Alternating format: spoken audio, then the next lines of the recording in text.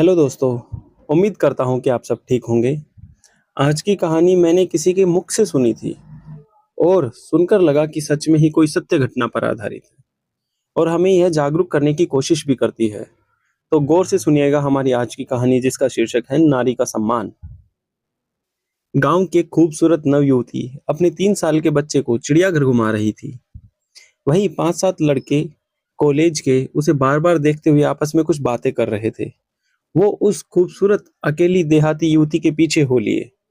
युवती अपने बच्चे को कभी गोद में तो कभी उंगली पकड़े उसे बारी बारी से जानवरों को दिखा रही थी, पीछे लगे आवारा लड़कों से बिल्कुल बेखबर।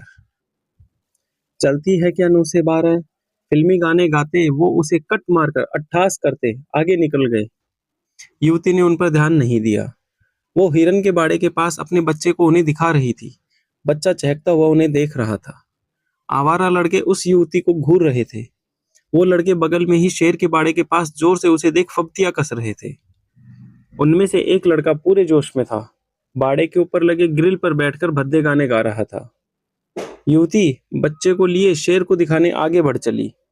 युवती को देख ऐसा प्रतीत हो रहा था कि उसे उन लड़कों से तनिक भी भय नहीं था या फिर वो उसे देखकर अनदेखा अनसुना कर रही थी। युवक अति उत्साहित हो उठा। सभी ठहाके लगा रहे थे। युवती बाड़े के पास पहुंच चुकी थी। तभी बाड़े के ऊपर चढ़ा लड़का लड़खड़ाते हुए बाड़े के अंदर गिर पड़ा। लोगों के होश उड़ गए।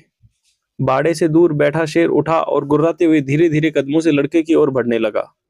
उसके दोस्त असहाय होकर खड़े थे और सिर्फ चिल्ला रहे थे। भागता हुआ एक गार्ड आकर शेर को आवाज देकर जाने को कह रहा था। 1 मिनट के भीतर अफरा तफरी मच चुकी थी। शेर को आता देख गिरा हुआ लड़का डर से कांप रहा था। उसका जोश तो क्या, होश भी ठंडा पड़ गया था। माँ माँ बचाओ बचाओ की आवाज लगातार तेज हो रही थी और शेर की चाल भी। तभी उस देहाती युवती ने अपने बदन से 5.5 मीटर लंबी साड़ी उतार बाड़े में लटका दी।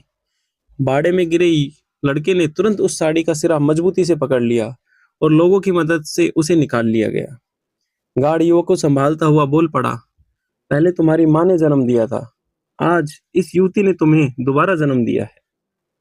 सिर्फ ब्लाउज और पेटीकोट में खड़ी वो अर्धनग्न युवती अब उन लड़कों को उनकी मां नजर आ रही थी। अतः हो सके तो किसी को बेवजह मत सताओ। पता नहीं वह कब तुम्हारे लिए देवदूत बनकर खड़ा हो जाए और हमेशा स्त्रियों का सम्मान करे।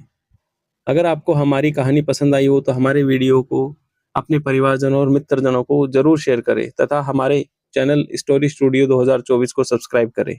धन्यवाद।